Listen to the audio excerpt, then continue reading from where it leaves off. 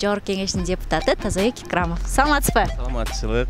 Сизди көрөрмандар майбай суранбадыбы? Жакшы. Жок, тилим келет. Бул маалда мен ошо маалда деле айткам да, гомосексуализм депчи. Азыр жакын арада күн ысып атат. Дагы жанагындай бир сюрприздер чыгабы. Сенин анекдотуң жакты. Тердесі чай деле, чал деле жакшы дегениңчи. Жайдары жүргөн адам окшойсуз, кыязы. Өтө жайдарым. Бирок чындыгын айтсам мен ушунчалык жиним чукул. Аялдардын саны көбөйдүбү? Аял кишини ким жакшы көрбөсүн, Деди, тизеле. Кайсыларды, кыргызчаларды же кайсында кандай ырларды ырдайсыз? Орусча баарын ырдайм. Сага бир күн 12ден кийин англисче ырдайм деп коюмбу? Орусча айтканда грек жаловаться дейт го. Мейли.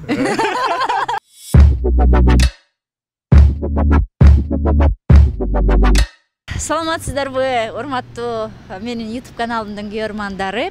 Бүгүн дагы сиздердин назарыңыздарда сонун кызыктуу маек тартуулайын деп турам. Маекчим болсо көптөн көп менин көрөрмандарымдын суранычтары боюнча атайын кайра телефон чалып, чакырып атып алып келдим. Жогорку Кеңештин депутаты Тазабек Икрамов. Саламатсызбы? Саламатчылык. Сизди көрөрмандар майбай суранбадыбы? Жакшы. Сиз менден дагы өткөн популярдуу болуп кетсиз. Ооба да, экөөбүздүн окшоштуктарыбыз бар. Топурагыбыз жеңил деп коебу, ошондой. Мында YouTube'дан Айтбековдун ачсаң жалаң сүрөттөрү, темалары укмуш. Сиздики Икрамовдукун ачсам сиздики дагы укмуш. Тим эле мындай сон темалар экен да, мен дагы ушул жака сизге интервьюга келип атып ойлондум. Тазабек мырза муну мындай атайын пиарды жакшы көрөбү же өзүнөн өзү пиар болуп чынында эле топурагы жеңилби деген суроо келди. Туура айтасыз. Жанагындай бул нерсени өзүңүз билесиз да. Сиз деле мына азыр жакын арада күн ысып атат, дагы жанагындай бир сюрприздер чыгабы. Буну атайын кылбайсыз деп ойлойм, мындай бир өзүнчө эле бир мындай кетип аткан. Анан ошондой менде деле чындыгында мында бизде чын жүрөктөн жасайсың да ар бир нерсеничи. Ар бир нерсени чын жүрөктөн жасап, мындай кээде чынында күйөөсүң да бир нерсени жасап аткандачы.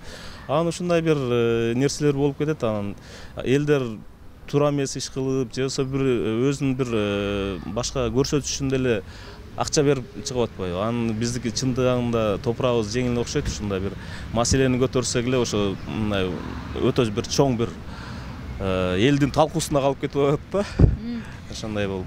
Сиз мындай интервьюларыңыздын баарын карап чыктым. Анан караганда мындай көтөргөн ойлоруңуз, ошо Жогорку Кеңеште көтөргөн маселелериңиз абдан орчундуу, терең, сонун маселелер экен да. Бирок эмнегедир ошо көтөрүлүп чаап эле улам эле күрөшкө алдында калып калып атасыз да. Мындай сиздин айтайын деген оюңуз жетпей калып атат да. Буга эмне тоскоолдук болуп атат сизче? Эң бир туура айтасыз. Себеби бизде өзүңүздөр билесиздер, регламент деген нерсе бар да. 2 мүнөт анан разный ар кандай маселелерди көтөргөндө анда 3 мүнөт гана убакыт берилет да. Мына ушул маселеде биз толук жеткизишибиз керек да. Анан ошону толук жеткизем деп кээде жетпей калат толук. Кээде мындай туура эмес түшүндүрүп калат. Бирок акыркы күндөрү журналисттер тарабынан дагы мындай өздөрүнүн да бурмалоо өтө мындай бир шыктуу болуп алышты да акыркы күндөрүчү. Бурмалап, өздөрүнө ылайыкташтырып, чындыгын айтканда эми алар ошентип бизди жакшы жагыбыздан, жаман жагыбыздан танытылат. Мен аларга эч бир мындай күнөөнү деле койбойм. Мен көтөргөн маселеде мен эч качан уяла турган маселе көтөргөн жокмун. Жаңылып калсам да мен уяла турган нерседен жаңылган жокмун да. Ошондуктан бул нерсем азыркы бүгүнкү күндүн ушундай талабы ушундай болуп атат да. Ушунчалык интернет, ушунчалык бир мындай ылдам болуп, элдерибиз ошол нерсеге өтө бир мындай шыктуу болуп кетишти да. Баягы атайын ушул сиздин баракчаңарды сизди иликтеп отуруп, Анан мындай суроо келди. Балким сиз мындай даярданып ушул темаларды көтөрөрдүн алдында логопедке дагы бир барып, ошо даярданып койсоңуз кандай болот эле деп. Эң бир туура айтасыз. Логопедтен барып даярданыш керек. А бирок мен негизи так таза сүйлөйм. Керек болсо таза ырдайм дегендейчи. Анан просто бул мындай кээде адамда мындай бир толкундалуу болуп кетет экен, же болбосо бир мындай талаш маселеде мен өзүм байкап калдым, ошол жерден дагы бир ушундай бир такалыштыктар болуп атат. Анан сиз айткандай ким билет, мен может ошону өзүм атайын кылып аткандырмын. Бир аз кичине элдерге бир эми журналисттерди дагы мындай жөн жаткызбаш керек да, бир аз иштесин да. Аны чыгарсын, буну чыгарсын дегендейчи. Жем чачып бератасызбы журналисттерге?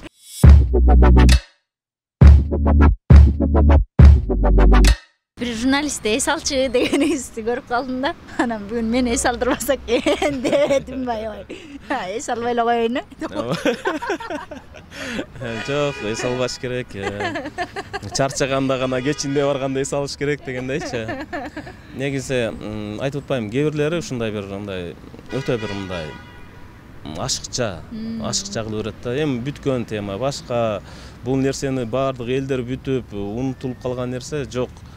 Өзүнөн чоң аял кишиге деле артынан кууп, микрофон көкүрөгүнө коюп, болбосо апасы менен тең адам. Анан ушундай мындай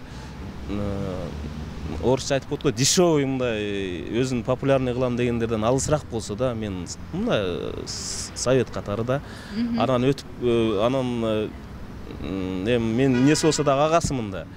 А менде комитет болуп атса, анан ошол жерде сиз туруп турасызбы, министр айымдан интервью алгандан кийин мен күтүп турушум керек экен, анан келип менден интервью алат экен. Эми андай болбойт да.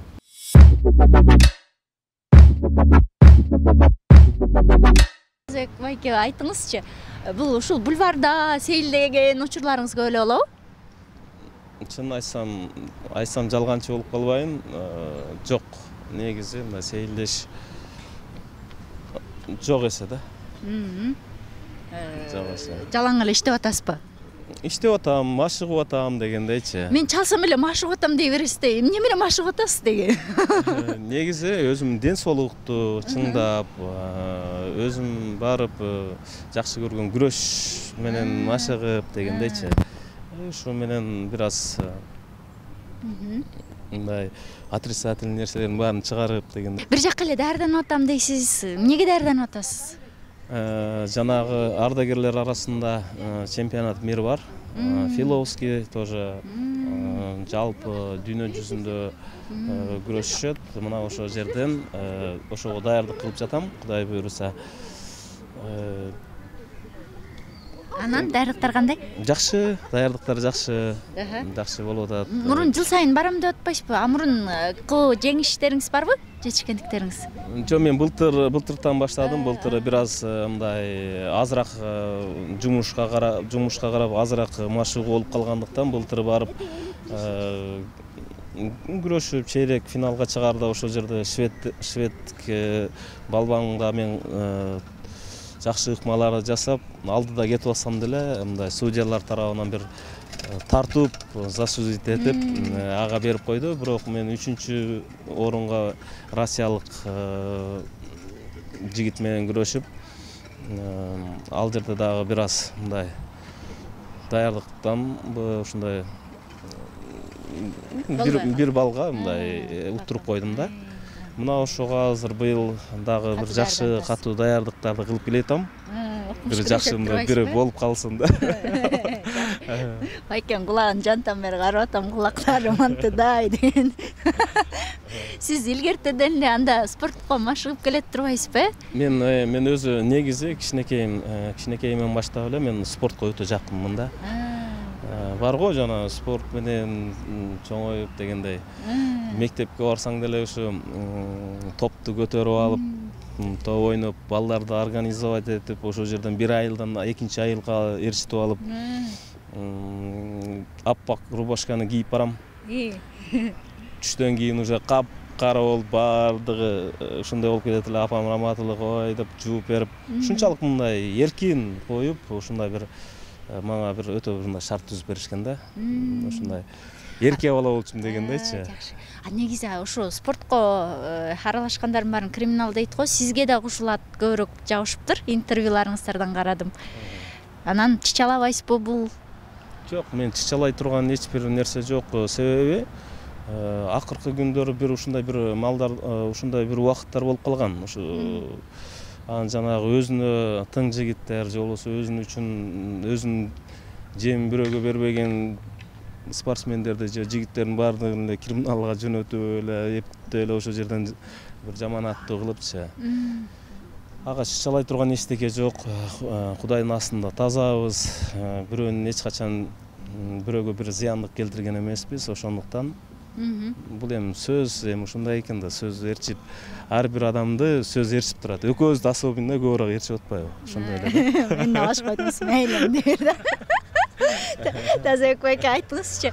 Мындай эми күрөшкө качкан спорт жигит, мындай анча-мынча келжиреп сүйлөгөндөрдү мындай жыга чабасызбы, дароо эле көтөрүп чабып?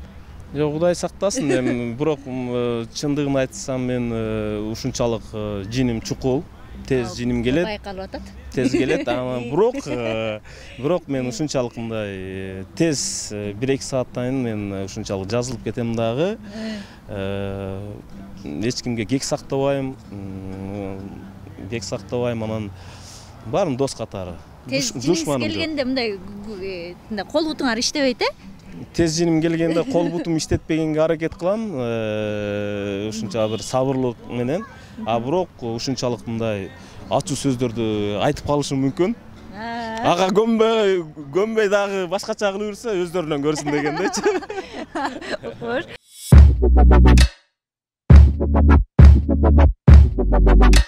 Жакшы. Негизи баягы макал бар экен го. Кыргыз байысы аял алат депчи. Депутат болгондо аялдардын саны көбөйдүбү? Жок, андай деле көбөйгөн жок, бирок. Аябыңызчы көзүңүз ойноп атат го. Такала, ушул суроого такалып атасыз. Мындай да, жанагы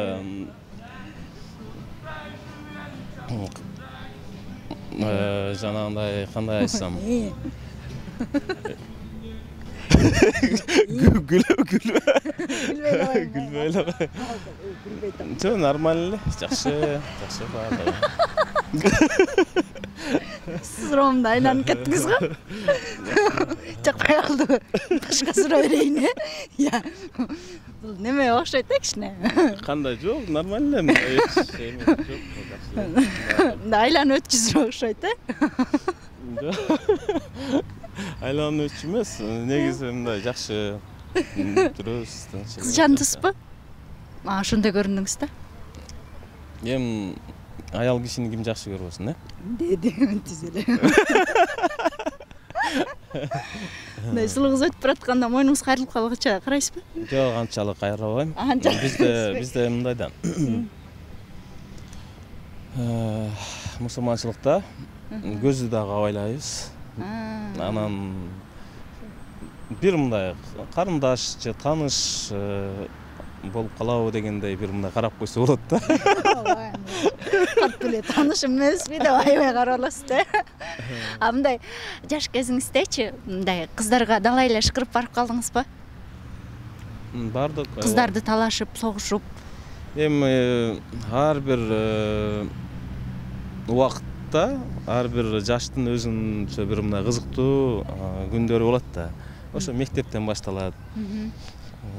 Бир айылдан экинчи айылга барабыз. Жанагы велосипедтерибизди тебип алып дегендейчи. Чакырып алып, сүйлөшүп, түн жарымга чейин сүйлөшүп, анан кире айтканда кайра келесиң дегендейчи. Ушундай эми болот да убактар. Студент балдар. Башка айылдын балдары обычно кызганып анан төпөштөп кетчү эле го. Башка айылдан келген балдарды. Мен барган жерде только төпөштөчүмүн. Атаман болчусуз да? Атаман болчумун. Эч ким жолоочу эмес да? Жакшы. Мындай өзүңүздүн жан дүйнөңүз ырга жакынбы? Аябай ырдайм дедиңиз го? Ырга жакын, негизи. Мен негизи мындай бир туугандарым, же болбосо биздин уруубузда ушундай может бардыр, ушундай бар да. Анан чындыгында мындай ал жака жакындыгым бар. Качан ырдап бересиз анан ушуну? Ырдатыш керек экенбиз да. Караокеге чакырсак болмок экен, Кайсыларды, кыргыз жарларды же кайсында кандай ырларды ырдайсыз? Орусча баарын ырдайм. Сага бир күн 12ден кийин англисче ырдайм деп коеюнбу? Анда мындай кылалы байке. Бир күнү сизди караокеге чакырайын. Анан ошактан өлө ырдап бересиз. Макул. Макул. Мен мына сөз берди. Буюрса, эмдиги дагы Кудай буюрса алдыңкы берүүлөрүмдө баарын чыгарсаң анда дагы бир звезда кылып бересиң анда. Анан эмне сизди звезда кылыш керек да. Анан буюрса жакшы дагы YouTube каналымда буюрса Тазабек байкенин ырдагандарынан угуз ал.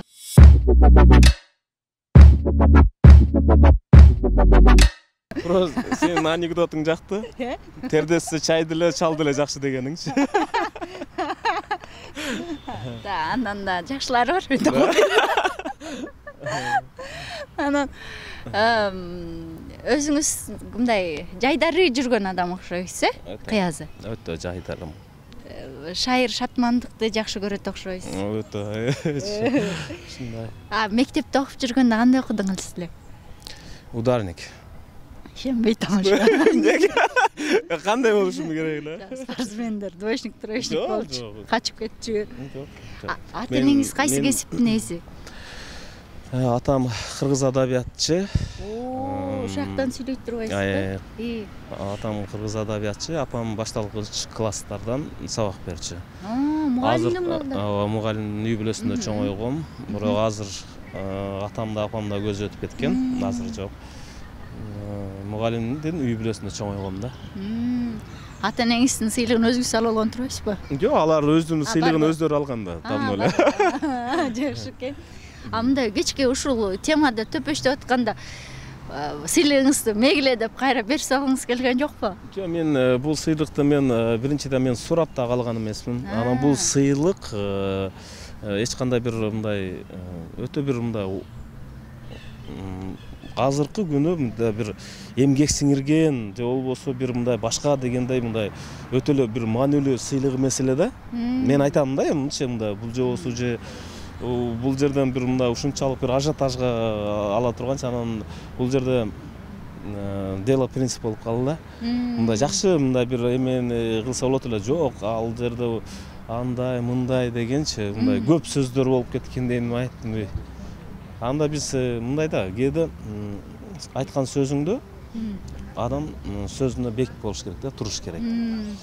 Анан кээде ушундай бир туура эмес жазгандар. Мен айтам да, бизде 6 миллиондон азыркы күнү 6 миллиондон ашык элибиз бар. Өзүбүздүн шайланып келген область, районубуз бар да. Ал жактардын элдердин пикири, көз карашы көбүрөөк маани берет да. Анан мен жанагы айтып атам, ашып барса бир 500 адам болор, мындай интернетке отуруп алып эле аны министр кылыш керек, буну ал жака коюш керек, бунун званиясын алыш керек дегендерчи. Мен аларды угуп да койбойм. Алар мен үчүн погода эмес да, эч качан. Мейде. Сан сөзгө. Силер мен үчүн погода эмессиңер. Мага да ушундай жаман. Айтбекова жалжактабачы дегендерге ушинтип айтпасам. Жок, эми биз ошондуктан ушундай бир мындай өтө бир мындай кээде мындай адамды бир мындай жанына тие турган эмелер жазгандан айтасың, ой койчу. Чалабайсызбы мындай жаман жүрөгүңүз ооруп, ыйлагыңыз келген учурлар болгон жокпу? Каяктан депутат боло койдум эле деген. Жок, менде андай нерсе болгон да жок, и болбойт дагы да. Мен себеби мен депутат болуп келгенден кийин бир топ деген бир мындай агалардан, достордон бир кеңешин алганмын да. Депутат деген мындай болуш керек. Анан сөзүнө туруш керек. Анан жана кээ биздин депутаттарыбыз бар го. Барарын барып алып, же болбосо айтарын айтып алып, кайранан артына кайтып кечирим сурапчы. Мен түшүнбөйм булардычы. Мындай айттың, бардың, эркек болду. Анан жөн эле калып эле кайра кечирим сурап, алардан андай болбош керек. Адам деген айттың, айткандай кылыш керек. Дедиң. Да, дедим, айттым, бардым. Эмнеси жаман? Биз өз сөз келгенде өз сөзүбүздү айтып, өз оюбузду айтып туруп кете бериш керек. Калгандары кандай аны кандай жейт, жей берсин дегендейчи. Жакшы. А негизи депутат болгондо байыйт же болбосо бай болуп келет деп айтышат го. Депутаттыкка неме байсызбы дейм? Жок, Аллага шүгүр. Мен жан дүйнөм бай, мен бир туугандарым бар, мен бала чакам бар. Аллага шүгүр да, мен ар бир нерсеге шүгүрлүк кылам. Чындыгында мындай баймын дейсиң да. Бай. Акча жактан. Акча жактан Аллага шүгүр. Мында Алла Таала Кудайым берген ырыскыны алып терип дегендей жеп атабыз. Орусча айтканда грех жаловаться дейт го. Амайда. Көрдүңөр, орусчада сүйлөйбүз. Азыр англисче сүйлөп салабыз, жүнгө тийсе. Жүнгө тийсе болот. Жакшы. А мында бизнестериңер көп элеби? Бизнестер бар. Аларды коюп койгонбуз. Ал өз иши менен кетип атат дегендейчи. Ал депутат болуп келгиче болдубу же депутат болгондон кийин болду? Мен чынын айтсам, депутат болуп келгенден бери бекер иштеп атам демекчи. Расход да. Чындыгында расход. Мен айтат элем, көп ойлойт да, депутат болуп келип байыйт депчи. Ооба, мен ушинтип ойлойм. Мен таң калам ушуларгачы. Сага таң калам да. Чындыгында таң калам да. Эмне үчүн? Депутатта бир министерство болуп туруп, министерство болуп, өзүңдө бир бюджетиң болсо, же болбосо бир өзүңөрдүн бир мындай эмеңер бар болсо, ошол жерден кылса болот. Аны депутат айттым го, жан элечи. Бир гана кыйык трибунабыз бар биздечи, чынбы? Аны эмне үчүн башка кантип байыйт, аны билбей калдым менчи. Таң калыштуу да бул нерсечи. Ушинтип элдер кармап алып далай нерсесин айткандар көп эле болсо керек, Көп эле. Негизи акыркы күндөрү өзүңүз айткандай, бизде ар кандай бир менде акыркы күндөрү ошо эле бизде көп улутта жашайт го.